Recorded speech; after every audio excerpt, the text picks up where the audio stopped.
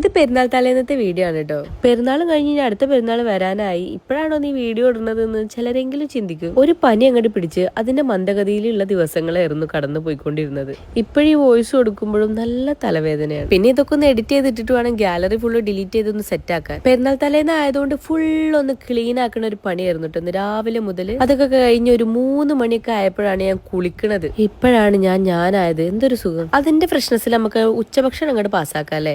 അത് കഴിഞ്ഞപ്പോൾ എല്ലാരും ഇതാ വന്നിട്ടുണ്ട്. ബാംഗ്ലൂരിയൻസ് രാവിലെ കുറച്ച് നേരത്തെ ഇറങ്ങിയതുകൊണ്ട് ഈ ഒരു വൈകുന്നേരം ആയപ്പോഴേക്കും അവർക്ക് ഇവിടെ എത്താൻ പറ്റിട്ടോ. ഈ എല്ലാരും അവസ്ഥ ചത്ത് എന്നുള്ള രീതിയിലായിരുന്നു. പക്ഷെ മക്കൾ ഫുൾ ഓണാണ് കേട്ടോ. അതെങ്ങനെ സാധിക്കണാവല്ലേ.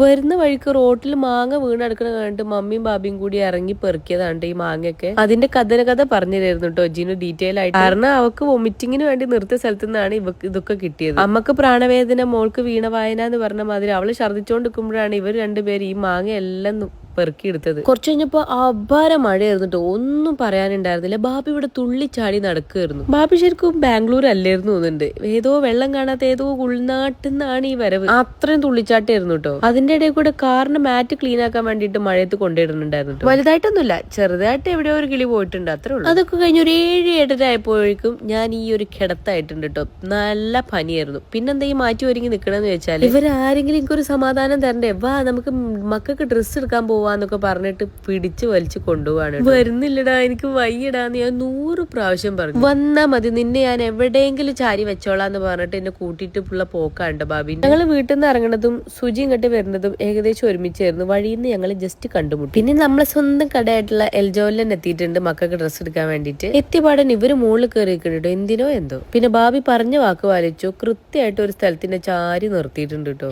ഈ ഒരു പനിക്ക് ഭയങ്കര തലവേദന കേട്ടോ. സഹിക്കാൻ പറ്റുന്നുണ്ടായിരുന്നില്ല. എങ്ങനെയോ അഡ്ജസ്റ്റ് ചെയ്ത് ഇങ്ങനെ നടക്കുകയാണ്. പക്ഷെ ഞാൻ വീട്ടിൽ നിന്ന് ഇറങ്ങിയിട്ടുണ്ടായിരുന്നില്ല എന്നുണ്ടെങ്കിൽ എനിക്ക് കണ്ടന്റ് ഒന്നും ഉണ്ടാവുണ്ടായിരുന്നില്ല. ആ ഒരു സമാധാനത്തിലാണ് കേട്ടോ. മക്കളൊക്കെ ഏകദേശം അവർക്ക് വേണ്ട ഡ്രസ്സുകളൊക്കെ കണ്ടുപിടിച്ചിട്ടുണ്ട്. ലാസ്റ്റ് നമ്മുടെ ജാക്കറ്റ് പ്രേമി ആര്യൻ വീട്ടിൽ നിന്നിട്ട് നടക്കാനുള്ള അടുത്ത ജാക്കറ്റ് സെറ്റ് ആക്കുന്ന തിരക്കിലാണ് കേട്ടോ. ആര്യനത് വേണമെന്ന് പറഞ്ഞ അപ്പൊ തന്നെ ഇയാൾ അതങ്ങോട്ട് പാസ്സാക്കി. ഇയാൾക്കും എന്തോ കുഴപ്പമുണ്ട്. മൊത്തത്തിൽ വീട്ടിലെല്ലാവർക്കും എന്തോ കുഴപ്പമുണ്ട്. ഇവർ ഈ 3 പേരും കൂടി എന്തോ തമാശ പറഞ്ഞ് ചിരിക്കാന്നല്ലേ നിങ്ങൾക്ക് തോന്നിയത്? വേറെ ഒന്നുമല്ല, എന്തോ വായി നോക്കിയിരുന്ന കാര്യമായിട്ടോ ഈ പറയണത്. ഒന്നും ഇവിടെ പറയാൻ പറ്റില്ല. എന്തായാലും ഇവരാരും അടിച്ചു കൊന്നില്ല എന്നുണ്ടെങ്കിൽ അടുത്ത വീഡിയോ ആയിട്ട് വരാം. അപ്പൊ ശരി, ബൈ.